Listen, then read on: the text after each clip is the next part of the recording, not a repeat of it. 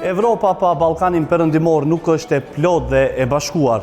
Ky ishte qëndrimi i komisioneres së BE-s për zgjerim Marta Kos gjatë qëndrimit të saj në Shkup në samitin e Bashkimit Evropian dhe Ballkanit Perëndimor. So for the first time in the history of Europe, if we do it right in the enlargement process, we could unify our Europe, and the Europe cannot be united without Western Balkans. Komisioneria gjithashtu bëri vlerësime për hapjen e negociatave të vendeve të Ballkanit Perëndimor në BE, e në veçanti përgëzoi Shqipërinë për hapjen e 3 grup kapitujve në vetëm 6 muajt e fundit.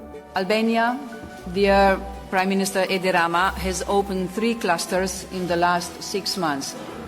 If we go on like this, we will be able to open all the clusters this year.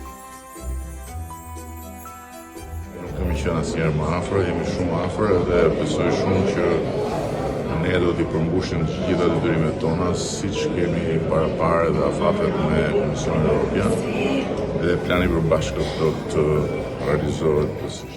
Përveç Shqipërisë, komisarja Marta Kos porositi një koqirin e samitit se garancia më e mirë për antarësim të Maqedonisë së Veriut në BE janë zbatimi i reformave dhe ndryshimet kushtetuese. Nga ana tjetër, sa i përket Kosovës, Kos deklaroi se presin formimin e qeverisë së re.